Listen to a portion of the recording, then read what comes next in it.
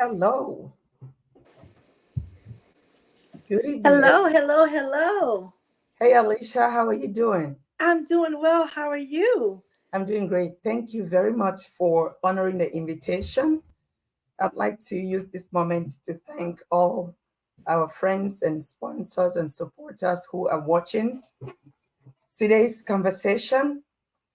This is quite a huge topic. But Yeah. before we dive into it, I would like to say a little bit about our organization, the Just Like You Global Foundation. hmm We are a nonprofit that advocates against domestic abuse and human trafficking. We do a lot of awareness programs. Our main goal is to bring awareness, show love, and bring support to victims and survivors. One of the things we've learned is that awareness prevents these incidents from happening or occurring. Yeah. And today we're going to talk about teenage dating abuse. hmm Everybody is aware that this month is the month where we raise a lot of awareness. We talk a lot about teenage dating abuse. And who else can talk better than Alicia Faye Wilson? Oh, goodness. Well, thank you so much for having me. Yeah. Once again, my name is Alicia. Thank you so much, Dr. Lizzie, for having me. Just so we can have this conversation.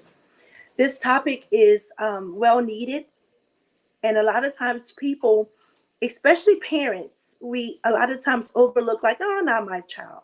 I would know. They would have, I would know the signs. But I'm so grateful that you're bringing awareness to this topic in this season right now, because it is happening more rampantly than we even know. It's like happening underneath, like under the parents' noses, and they don't even know. So Right.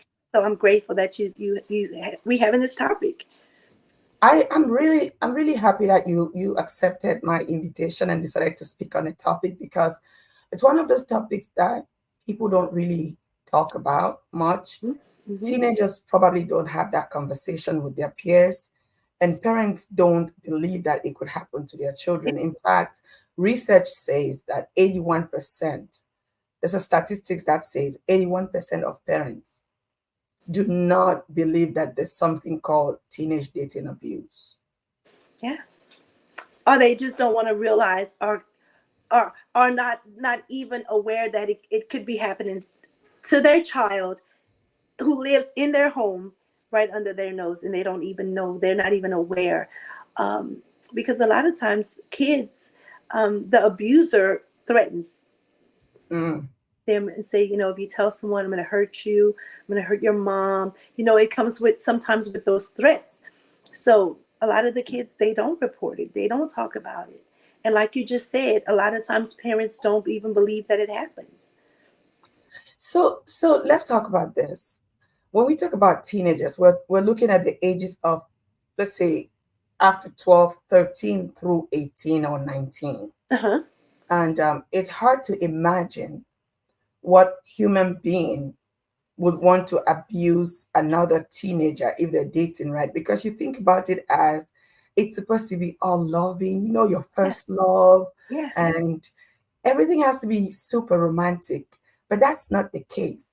No. So how can we say it to the point where parents understand that it's in these areas? Is it physical, sexual, financial? How would we break it down so they understand? First I would really say the parents and the child have to have, of course, a mother, a parent child relationship.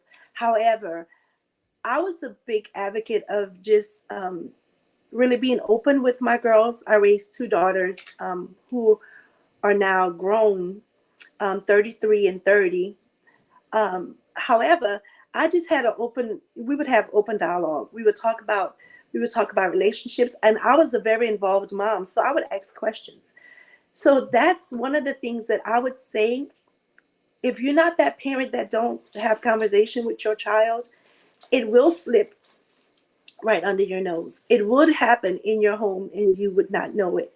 You just have to have these open conversations about, like, who are your friends? Like, I don't know what happened. Me personally, growing up, like my grandparents raised me for the majority of my life, and they knew my friends.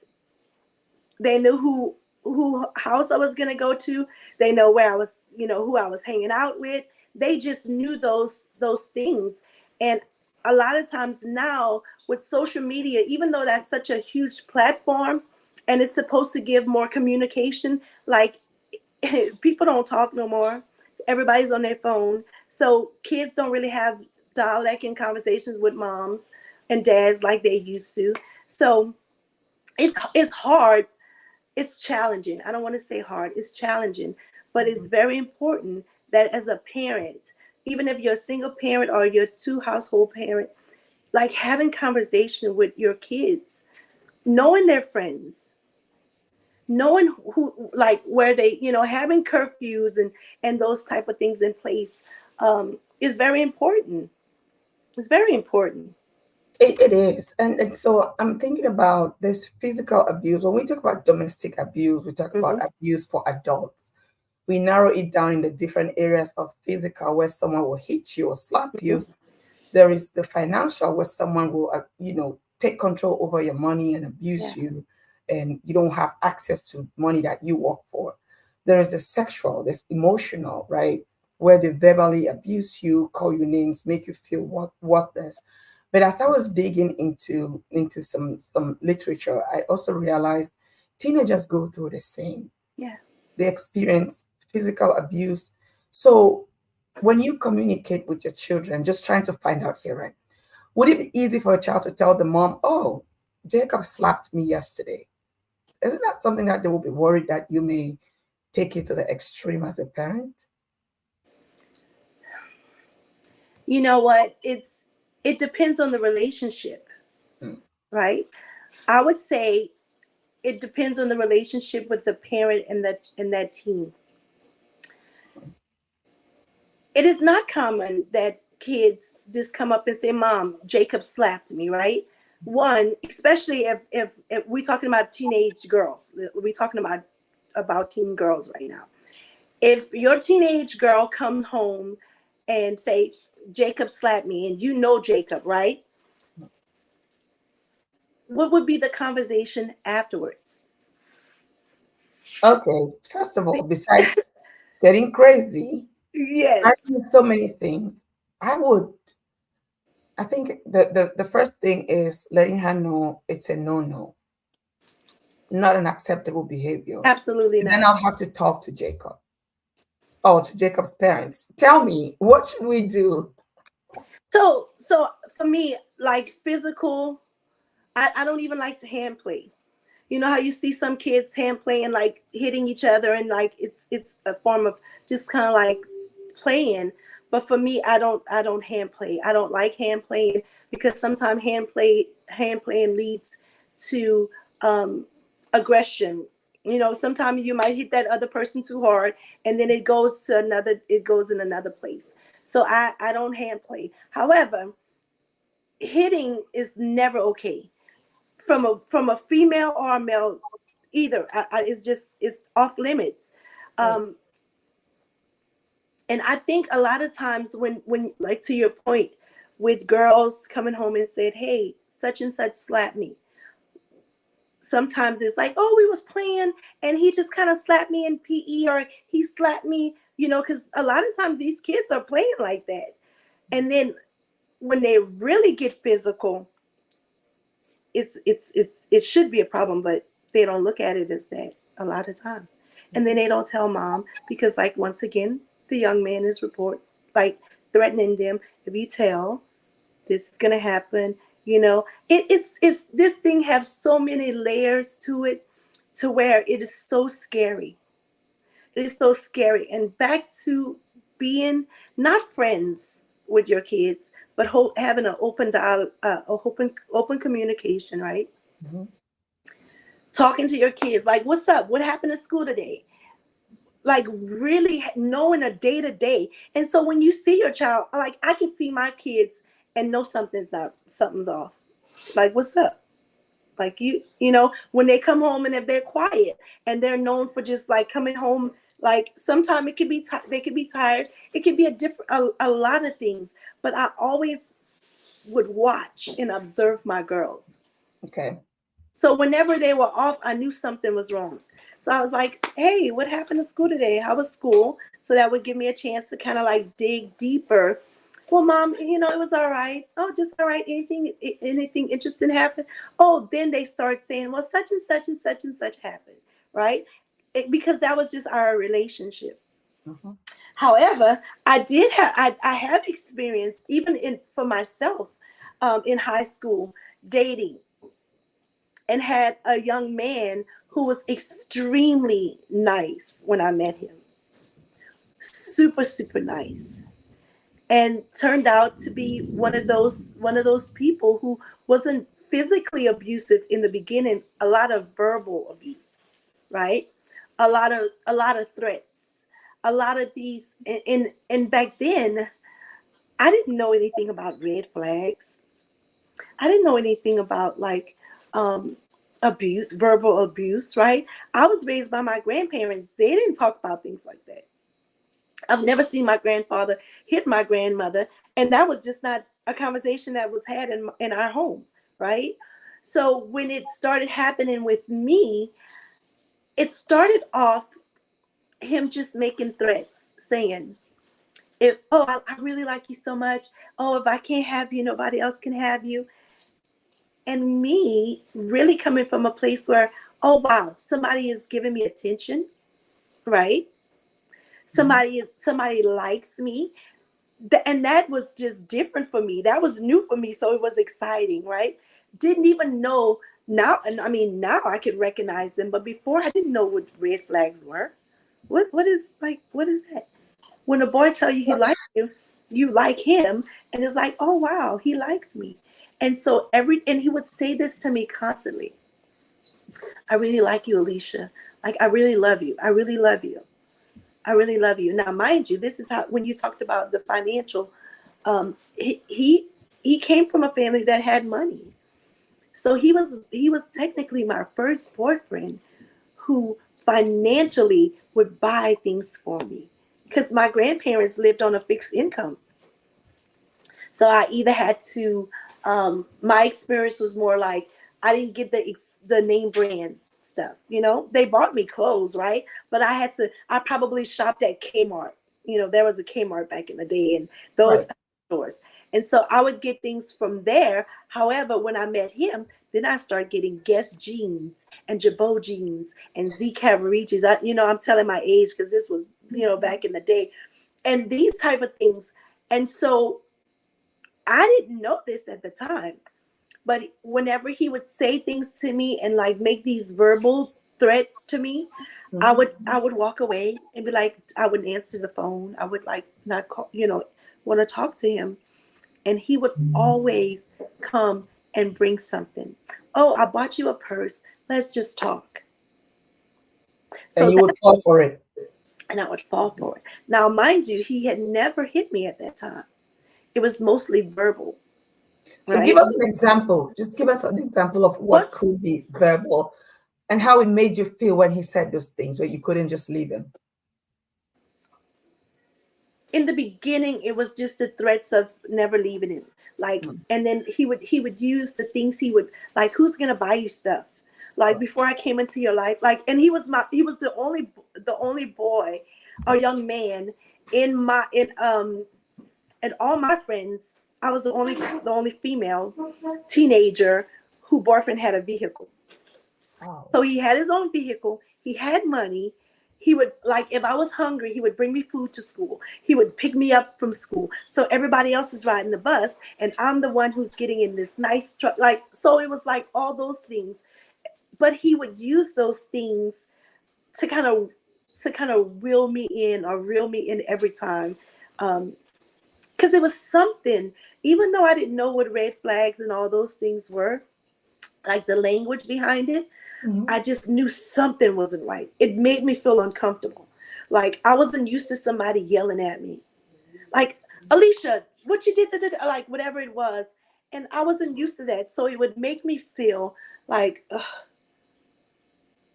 And of course, I would just, remain silent, get dropped home, slam the door, and be like, I'm not gonna ever talk to him again. And then the next morning, he would be there at school with donuts and something nice, and he would like he. That's how our it lasted so long, because he like really kept, hey, I bought you this. I heard you say you wanted this, and your friends don't have that. So here's you, the only one who has it. So it was a lot of manipulating, and it still happens still to this day. They manipulate to get what they want. They like, what's a good word for it? Like, you can have like a group of friends when you first meet this particular person, and then you just see yourself backing off from friends. They isolate you from They your isolate you from your they friends. Yes. isolate you from your friends. They isolate you from your social, your social things. Don't be in a group or something like that. Even if you're a cheerleader, you play volleyball. Why you came home so late? It's just all these questions. And to me at the time, because I didn't know, I was, they used to have a word. I was so young and green. I didn't know.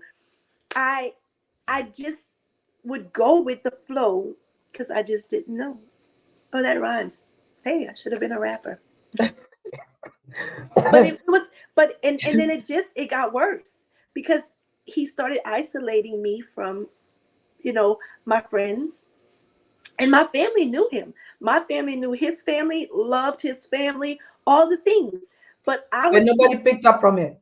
No, because he was someone totally different. He was always respectful, because my grandparents would not allow that. Like, yes, ma'am, no, ma'am. Yes, Mr. Pee Wee, I'm gonna bring Alicia back at 8 o'clock, and he had better be.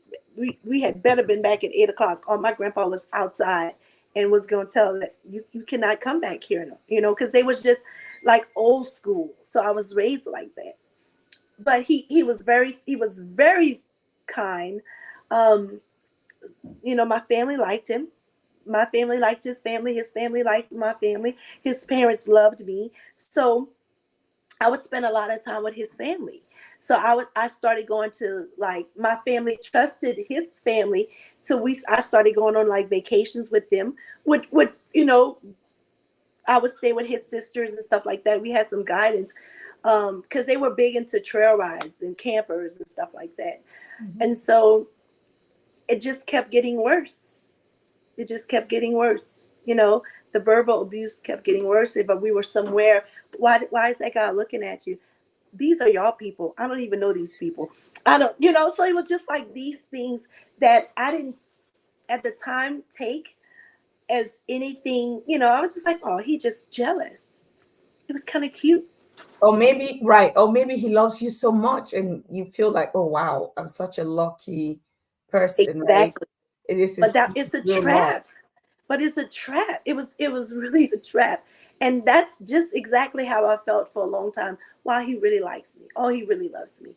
Wow, he acts up sometimes, or he gets loud, but he gives me what I want. It's not that bad.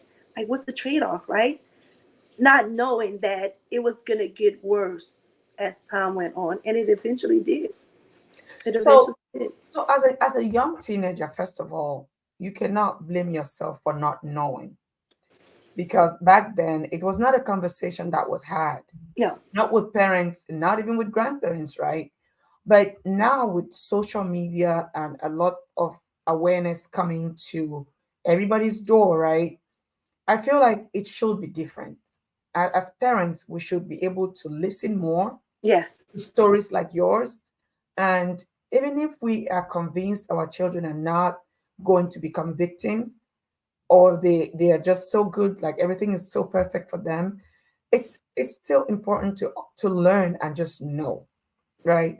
Because now you can tell from a mile away that something is not right with my child because you experienced it. But for someone who did not, I'm listening, and now I know that, okay, there are some signs I should be looking out for, because this high school sweetheart of yours sounds like this perfect, gentle, Yes. Yes. respectful, kind, but controlling. very controlling. And you, a lot of times, here's a couple signs to watch for. If you have a, like I said, I can't speak from like the male's perspective or point of view on this because I've raised girls and I'm a woman. Mm-hmm. But for me, just noticing, see, because now the guys they've gotten smarter and they've gotten wiser, right? They don't give girls too many black eyes no more. They do body punches. So Explain that. Wait. What yeah. is that one? So okay, for instance, if okay, in my case, I'm gonna talk about me, right? Mm-hmm. So the young man that I was dating, like I said, really nice guy. Our families liked each other, like so. It was like nothing if he say, "Oh, I'm gonna come and pick up Alicia," because remember he had his own truck, he had his own vehicle. I'm gonna pick up Alicia. We're gonna go to the trail ride. I'm gonna bring her back. Blah blah blah. Now imagine if I would come home with a black eye, it would be obvious that something, that an altercation happened in that time I was going from home, right? However, these young men are so wise and like they don't give girls too many. They don't hit them in the face like they used to. It's body punches. They Wow. pinch, they bruise like the body, they bruise the legs. So then here you see girls with long sleeves and and some girls are just cold natured. So I'm not saying moms, when your daughter started wearing long sleeves, she's being abused. That's not what I'm saying. But I'm Mm-hmm. saying you can, as a mom, and especially a praying mom, honey, a praying mom, you can't get nothing past us, honey, because the Holy Spirit is going to reveal that anyway, right? Yeah. But a lot of times when you start seeing girls like with wearing long sleeve shirt or covering up more than they used to after they start dating, I would would start like just doing, hey, what's up? Like, why are you always having a long sleeve shirt? Oh, I'm cold. But just start watching, just see, because a lot of times they bruise them where they can cover up. Mm. And so mom and dad really doesn't know, what's happening because they're covering up those bruises because they punching more in the body and in the legs and pinching like and biting like this. It is crazy. Like they bite. It is just one of the things that um, now as parents you can't just like be so into your own social life and your social media platforms and doing your own thing till you just missing it. And now here's the thing. And then when it finally happens, and then it you find out that this has been going on for months and weeks and years. And then you're like, well, I didn't know. I didn't see. Because they're not gonna tell. I'm telling y'all, a lot of these young men tell these girls, if you tell somebody, I'm gonna kill you. And here's the thing, a lot of their friends be knowing. You have that one friend, you might not tell the whole crew, but you have that one best girlfriend that you're gonna confide in sometimes and be like, girl, you know what, like he hit me, like, and then she might say, tell you need to tell somebody, or she may even try to defend defend you. And it doesn't work well sometimes. And then it just get worse and worse. And it always, every time I got in an altercation with this young man, I'm so sorry, Alicia. You just make me mad. Like I don't like people are gonna look at me. I was fine then, girl. So of course they was gonna look at me. You But still you bring are. You me to still. right. So I'm like, I can't help people looking at me. I can't help people, like people are gonna look. Mhm. But he kept trying to make me feel like it was my fault. Like he's so friendly, and to a fault, I am very friendly. I never meet a stranger. I am extremely friendly. Like I love, like I love to be around people. Um, like people, I come alive around people, if that makes sense. So But that's you. yeah, That's your personality. that's That's just who I've you. always been since a Right. little bitty girl. That's just my character trait. That's just the nature who God created me to be. But for people who are insecure, that's the issue. For people who have jealousy issues, that's the issue. And so they, a lot of times they try to dummy down who you are, and then you who was like real vibrant and like the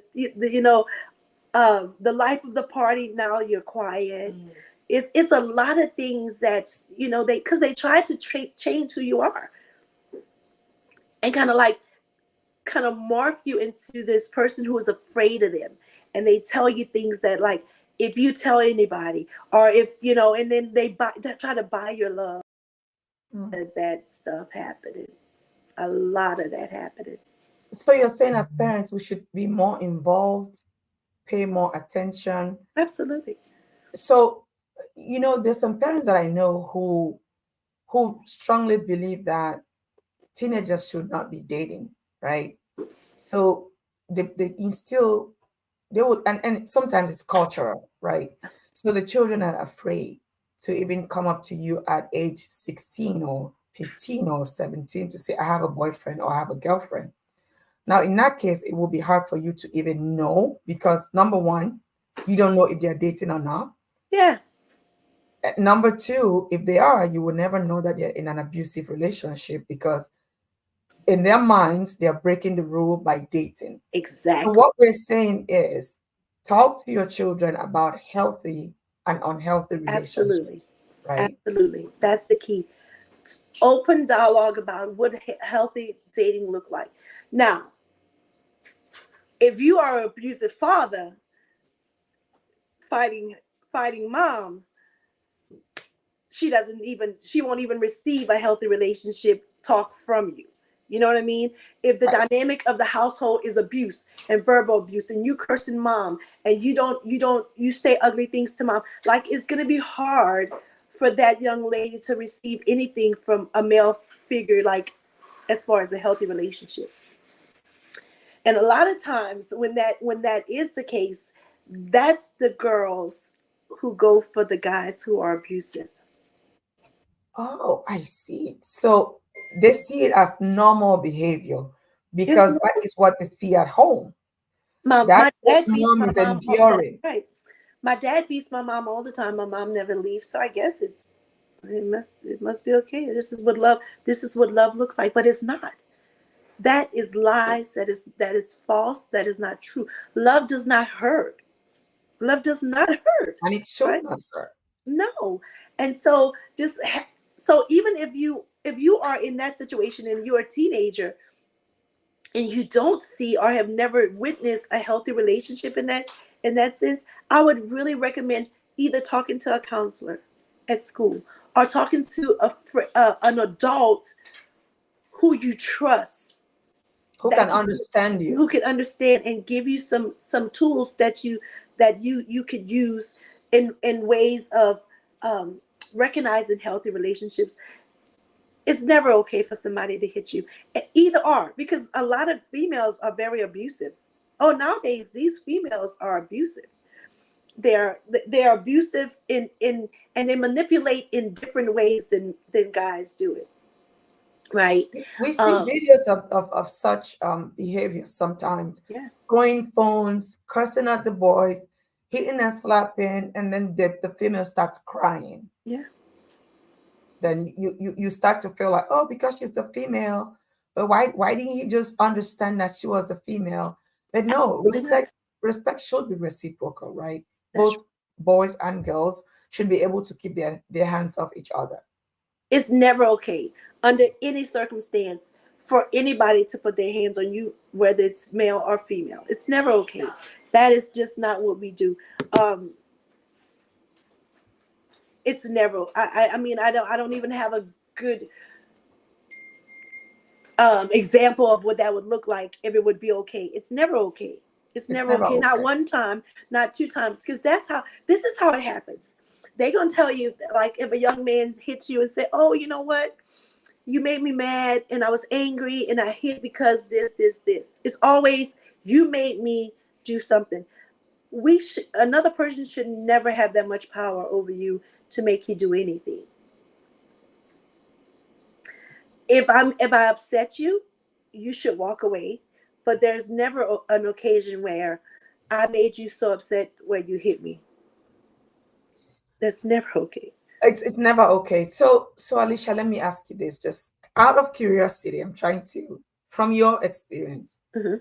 how did you get out? Did someone help you? Did you just get to the point where it was like, I'm done? I don't feel good in this relationship. Because I want, hopefully, some teenagers will stumble on this video and listen and learn and realize that you cannot control how you land in those relationships sometimes. But once you can identify those red flags and start to experience those things, you can leave. You should leave, but I didn't. At that time, I was 17 years old. At that time, I had gotten pregnant by this young man. So here's another piece that I like that he used, like, oh, now you're pregnant. Who's gonna want you with a baby? Nobody's gonna want you with a baby now. And like really, my self-esteem was just like shot. Already really at that age, um, really didn't even know who I was, to be honest with you. I didn't learn that till years later. So like here's the first guy that really came up, that liked me, that was buying me all this stuff, that was treating me so good. I got to travel. I was doing things outside of my neighborhood that I had never experienced before. So it was fun to me. It was like, wow, I get to do this. And all my friends was like, oh man, we don't get to do this. And you so lucky and all this. But nobody knew the like the backlash, the backstory of what I was going through, because he had isolated me so early in our relationship to where, like, and it wasn't like bad, like you can't be friends with him. It was kind of like, hey, I'm gonna go hang out with my friends this weekend. Oh, I wanted us to go to the movies. See that? And so then I would be like, I'd rather be with my boyfriend than with my friends. So I was like, oh, okay, girls, I'm gonna have to, change plans. I'm gonna go hang out next weekend.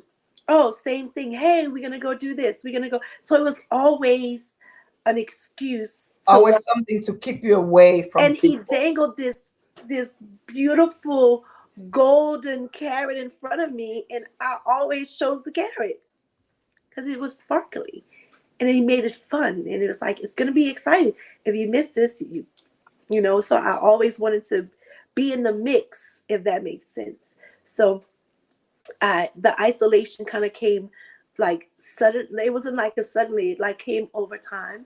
And it just I didn't even realize it was happening, because I just knew one thing. I just wanted to be, this is my first boyfriend. Of course I want to hang out with him.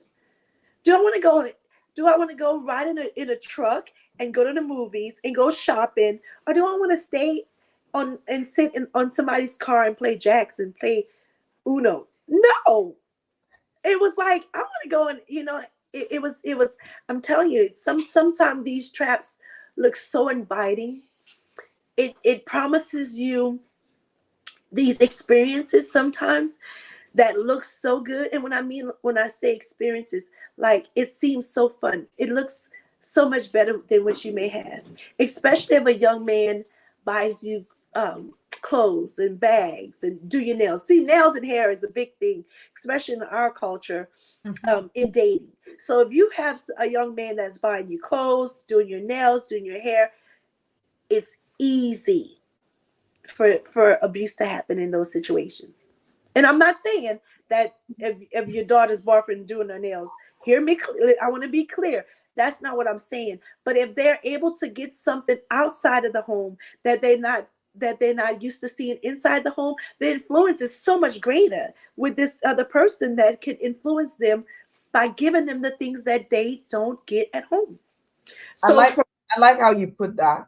So I like how you put that because there's some things that children will want when they're outside of the house where I feel like as parents we should create an opportunity for that. Maybe weekly allowances, yeah. maybe monthly allowances so that they can easily get their nails done, Hmm. or encourage them to find a job. Maybe during the summer, they can save their money, right? So they can take care of themselves and do those things. Or daddy, daddy's girls, dad, you make sure you provide for your daughters so that they don't depend on another guy Exactly. in school to get their nails done for them, right? Exactly. And that's what my husband does. Like, he has daughter daddy dates. Um he gets her nails done. He'll go sit with her sometimes, or sometimes she and I'll go together. But he buys her flowers. Like the things that he do for me, he does for her as well, because he wants to show her. So if when a young man comes up or pulls up and offers you, oh, let me get your nails done. Oh, that's I've been doing that. My dad does that for me. You know what I mean? Because I'm telling mommies and dads, I want them to hear us in this conversation.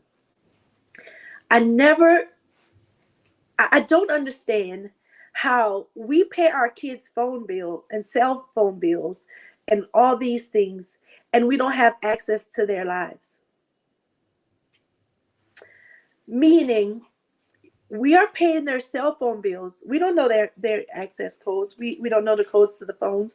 So God forbid something's happened. Even if you wanted to check what was happening in your kid's life, you don't even you don't have access. Some I kids don't. don't let you. Some kids No, would no, not there's share no. their password. How could you not let? Well, this would be my thing. If you don't, if I don't have your password, if I don't have access to your phone, and you won't let me have it,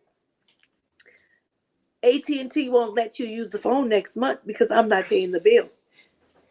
So maybe you want to maybe so now maybe it's not just coming aggressive. You're like, hey, I need to have a password. Like, what if they're not hiding anything, but they just feel like it's my privacy?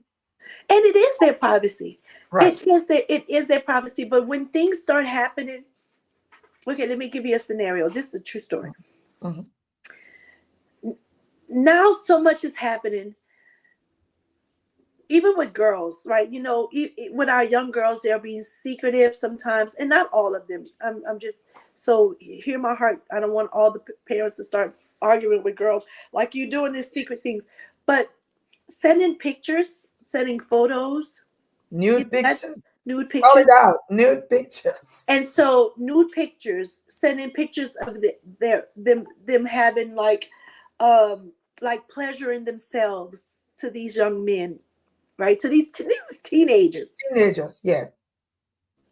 And a lot of times it's happening right in our homes, right in your bathrooms, right in our bedrooms, right, like all these things. Because a lot of times, let me ask you this. If if you were my daughter and you knew I had I could go to your videos when I wanted, I had access to any part of this cell phone, would you do a lot of the things? Like, would you send nude pictures? No. Would you have what do you call that? Would you be sexting, talking? No. Because I you will be never I will be know. scared. I would not want you to find out, so I'll not do it. But a lot of the kids are doing that because, and which is crazy to me. Now, if they pay their own cell phone bill, hey, that's their cell phone. I mean, but if they still live in my house, once again, I was raised old school, so I still have a lot of those old school tendencies. But how can our kids have so much private access to things that we pay for? We are accommodating them, and you mean to tell me if something would happen or if I needed to just check, even even within boundaries, because we should have some boundaries, because you want to raise kids that you can trust, that also they trust you. Like if Mhm. I leave my cell phone down, I trust that my daughter, and she can know my password. But what are you digging? You shouldn't just be in my cell phone unless I say I need you to open my phone or open my laptop and look for XYZ, right? I think sometimes, I mean, I think it's appropriate if we could go to our kids' phone and say, if I need to get something out of your cell phone or or go to your pictures, like I think that we should just do some random stuff. Most people don't agree with me, however, because kids gonna be sneaky. I don't care if you tell a young girl she can't date. They gonna date at school, Right. And you will never know. and you will never know until you go visit the school, and then people be like, "Oh, this is such and such mom. Oh, hey, Miss Such and Such. Do you know Tommy likes your daughter?" And then you start hearing conversations like that. And then you get to ask, well, Alicia, who's Tommy? Because Alicia never, she probably never talked about Tommy. But being involved in our kids' life, it's not going to stop the abuse, but it makes them more aware of what abuse looks like, having conversations. And even if you're not like comfortable with having some of these conversations, have a movie night and put on a video, and then it'll stir up conversation. Watch me, because let me tell you, these our teenage daughters are being found dead on the streets, in the house, at boyfriend's house. At they're killing these teenage girls. We just had so many, even last summer, so many teenagers, which broke my heart. Um, murder, suicide. These are teenagers, like fresh, like ninth and 10th graders, Wow. killing girls because they are in love, and it's just so sad.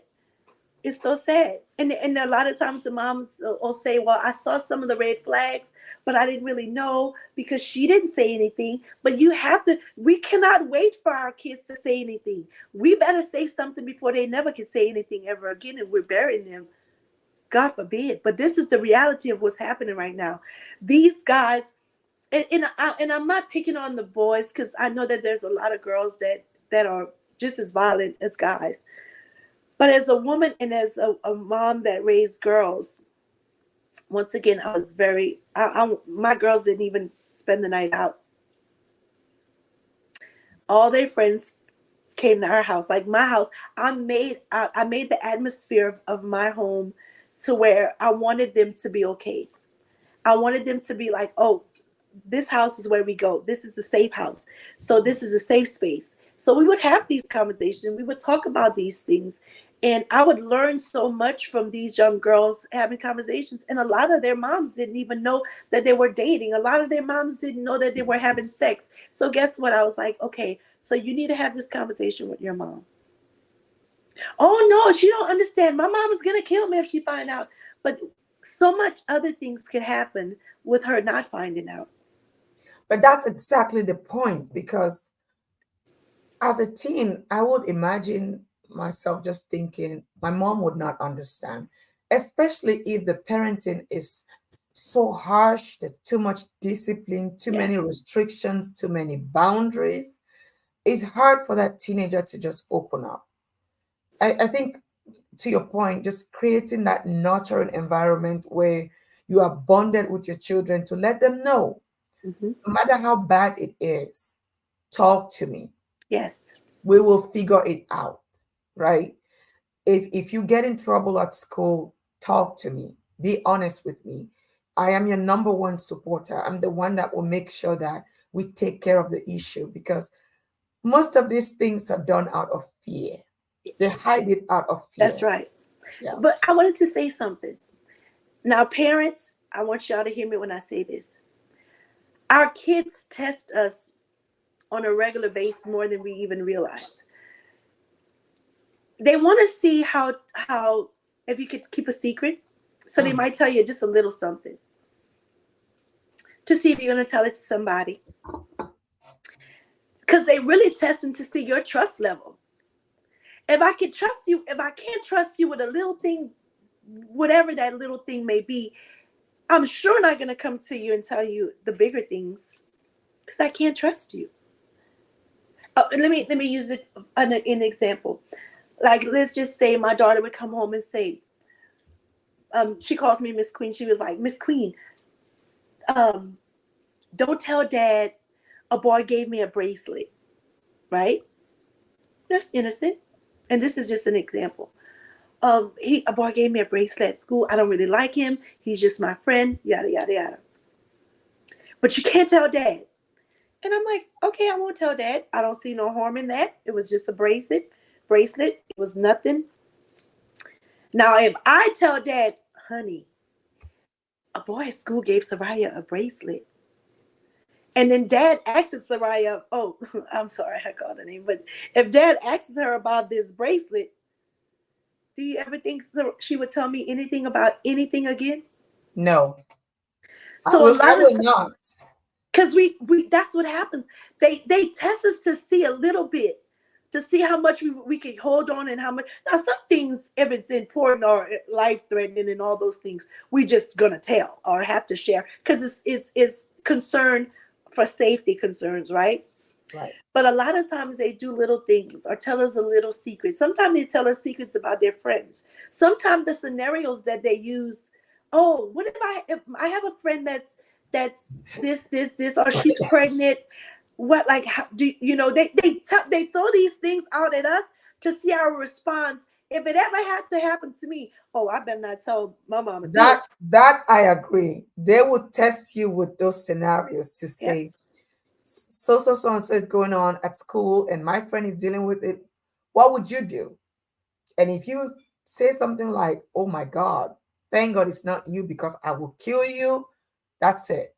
That's You will it. never know. You would never. I had You to would learn that too because I got a lot of those questions like, not, no, and you always get that whole, it's not me. There's that disclaimer. It's not about me. It's about so and so person. But I learned to be very calm and listen and say, well, if I were their mom, I would do this, I would do that, I would talk to them. And that is how I got my oldest child to open up and build that confidence. And I can say she tells me almost everything. and that's the beauty of it. They can come to you about anything, even when they grow up. It's like my girls, they have a respect level. Like, they're not just gonna be talking crazy in front of me, right? But they can talk crazy to me about anything, if that makes sense. Like, they be Yeah. like, Mom, this happened, and this, whatever the case, whatever the scenario is, my girls feel so confident. Like, I can tell my mom anything, and I'm good. And so what I started doing when they became like adults, is this a conversation that you want me just to hear and listen, or do you want my opinion, or do you want me to say it? Like, we had, because like now our dialogue looked different, and they was, oh no, I want to know your opinion, right? I want to know how you feel or whatever. But when they were teenagers, I really had to hear them out, listen to their hearts, and then have conversations. And I didn't like the whole, if somebody does, if a boy hits you and say they sorry, sometimes it's just to see how much and how far they can go. Because if a young man hits you and say, oh, I'm sorry, oh, I'm never gonna do it again, because that's the first thing they say. I'm never gonna do it again. It won't happen again. You made me mad. I was mad. It was just, they started having this whole little victim. It was me, and I was in my, I was a, and then the next time, I'm sorry. It won't never happen again. I call it like the Friday night trauma. You ever known someone who um, every Friday night gets drunk, come home, fight mom, whole weekend is like trauma, drama, all that. But then on Monday morning, up to work, like nothing happened that weekend. Week goes by fine. On Friday, drunk again, fighting mama, and it's like that whole weekend cycle. And every Monday morning he's sorry. Sunday night for sure, because he's sobering up and he's Mhm. getting ready for Monday. But it's just like this cycle, and it never stops. So for me, I would highly recommend, even for our boys, having conversations, sitting down with mom. Because if we're not talking to him, the streets are talking to him. Other people who are abusing. Man, you gonna let your girl talk to you like that? I would slap her. And then now, what you think he gonna do next time? Snap. Because he's getting the tools that he think he need from an unhealthy space. Mhm. Instead of somebody say, man, if man, when she start tripping, this is how they talk. When she start tripping, man, just walk away. Who's in your ear telling you the healthy way to date? And I mean, a lot of times, especially in our culture, it's a lot of single moms, and mom is at work a lot. Mom sometimes has two jobs.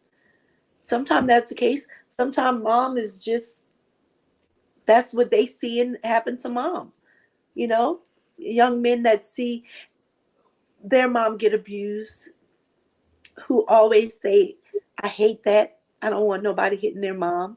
But then they'll go and hit other fathers' daughters. They'll leave and go hit and go beat women.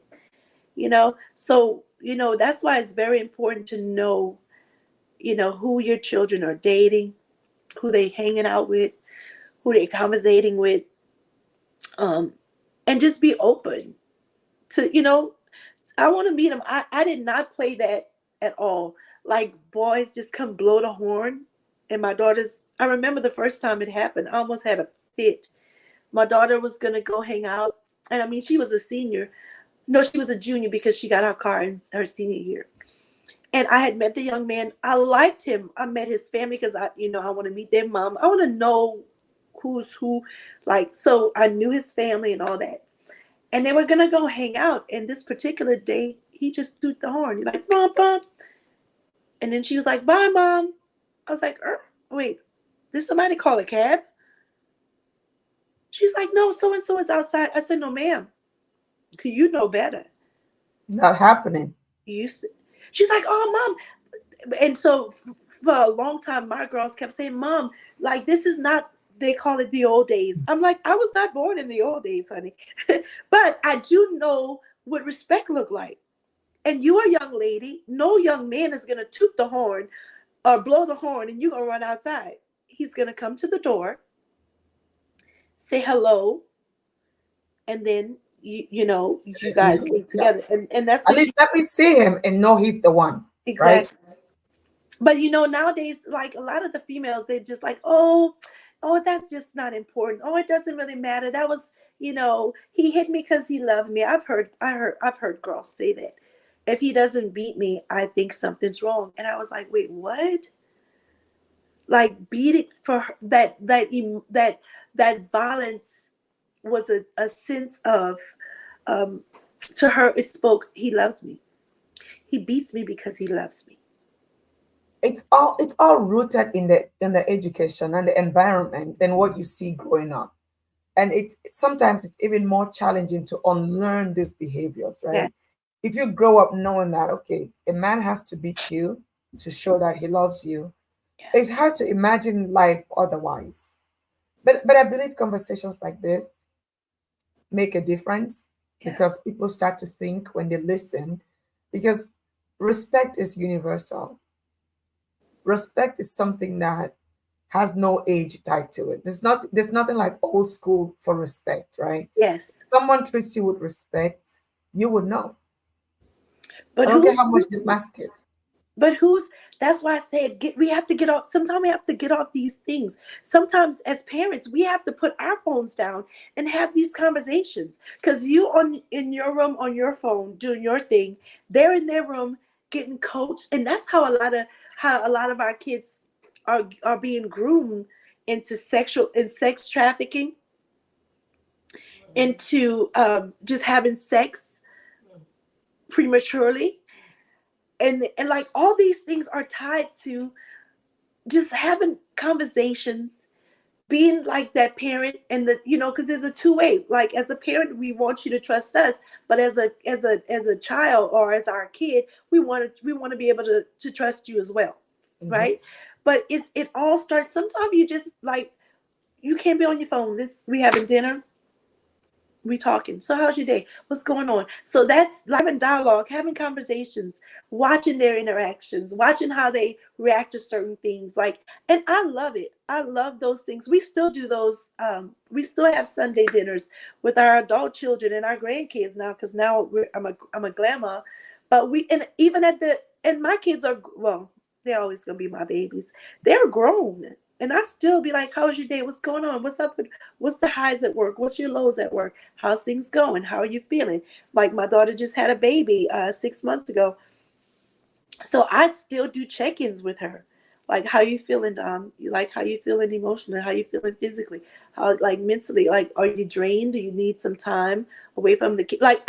Because for me, those things, she's able to say, well, you know what, Mom, I had a really bad day. I'm tired, and I really just need to sleep. So that's my cue to say, okay, how can I step in that moment and be like, I'll pick up the kids, and then that way you have the Saturday to sleep longer, right? Or whatever. but that comes from communicating. And so we still communicate the same way. It's just on a different level, but communication is key. And a lot of things, um, I believe the Lord prevented because we had an open relationship. I didn't Yeah, sugarcoat stuff. I totally agree with you. Communication is key because that's where you can get into your children's minds. You can see what they're thinking or understand what they may be going through. But I'm looking at the time, I'm like, wow, it felt like we just started talking 2 minutes ago, right? Because this is such an important topic that we have to talk about all the time. Yeah. I know you are very versed with self-care, and I feel like that's a very relevant topic as well, a topic on its own that I would like to bring you back sometime to Yes. to just talk about self-care because it goes a long way, right? You would see young boys and girls who are self-aware, who understand what self-care means. They are quick to build those boundaries. They know what respect means because they're so aware, like, I Yeah. deserve respect. I deserve love. I know what love is supposed to look like. I Yes. know what love is supposed to feel like. That self awareness, that self care that is ingrained in our children goes a long way. So I would love for us to not just spend too much time on that topic this time. Maybe another time we would dig into the whole self care for adults and children, like, alike, Yes. right? And what do you think? I love it, and that's one of the key components in, um, when you know who you are, you don't accept a lot of the stuff that you accept from, you know what I mean? If when you know who you are, and you know, like the flock, meaning your family, that Hmm. you are loved, that you are cared for, that if somebody would hit you, somebody, your dad's coming for that person, you know what I mean? But that all kind of like is like interwoven into all that. Because when, like, people just, you can't hit me because I know who I am, and if you put your hands on me, I'm calling the cops. Well, now I probably would do something different, but now, there were steps. Even with our daughter, because she knows who she is, and we enforce that you are loved, you are beautiful. We in the morning, we even like tell her those things. We reinforce those things. You are loved. You are chosen. You all those things. So people can't just tell us she's ugly because she don't believe that. Right. People can't just say, "Oh, you're not loved," because yes, I am loved. I'm, because we try to just like plant those seeds in our kids and our grandkids, so that if somebody hit them, they won't be quiet about it. But you know what's intriguing though? I always ask myself these questions. You find dads who are so protective of their daughters, Oh yeah. right? But they're very abusive to their spouses. So I always wonder, like, if you are so protective of your child, but you're not leaving the right example at home, what do you think your child is going to expect from another man from outside? A lot of times that's the daughters who get abused. A lot of times that's the girls who are being abused. They see it happening at home.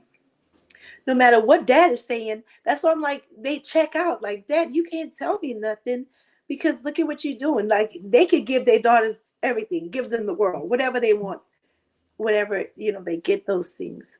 But most likely, that's the girls sometimes who the guys abuse. So before we wrap up, what are some of the things that, so when you find out a few things that we can do? First of all, I want to state that the teenagers should be aware that they can Excuse call me. someone, they can speak to a school counselor, they can tell Yes. a friend who's brave enough to tell their parents. Uh-huh. If they cannot tell their parents, right? Are there other resources? Are there other ways that teenagers can be helped with, when There they find is themselves in an abusive relationship? there's a lot of, like, even in schools, talking to a counselor always have really good resources, and especially how to protect them and keep them safe on school grounds, because a lot of times sometimes the abuse is happening with our kids, um, on school grounds or after school. depending on if they walk home or ride the bus and things of that nature. But there's a lot of hotlines, a lot of crisis lines that they can call. And I'm going to put some information, a 1-800 number here. So in case they are being abused and you're afraid, like, to tell or to share, like, it gets worse. And some people don't make it out. Some teenagers don't make it out, and until it's too late. Because when I remember after I went through and I went started getting counseling for the trauma that I had experienced, I remember them telling me, when somebody tell you something more than twice, in their head, they've already thought about doing it. Mm. So if somebody tells you something, and if somebody keeps saying, "Man, I would kill you," like, if you leave me, I'm gonna hurt you. That ain't cute. That ain't just for fun. They ain't saying that just to make you afraid. A lot of the times, they have already thought about these things, and so you really need a place in a space how to get out safely, right? And that's gonna take sharing with people and telling, having your family involved and all those things. Um, yeah, because it's scary, but you have to have those conversations so you can leave safe. Right, because you know how they say breakups are the most dangerous ones, the dangerous times when you want to leave that abusive relationship. I just never realized, even for teenagers too. But it sounds like that's the case in every romantic relationship, right? And you know how teenagers, when I was a teenager, I thought I was really grown. Oh, of I, course, I me too. I was in my own world, in my own mind. I felt like I was so grown on. Now I look back, I'm like, I was really young then, right? So think about it. That's what they think. They think they're grown, they think they can handle it. But the truth is, even adults cannot handle abusive relationships alone. You need the right support system. And your parents should be your first support system. And that's right. I have the teenage, their brains aren't fully developed yet.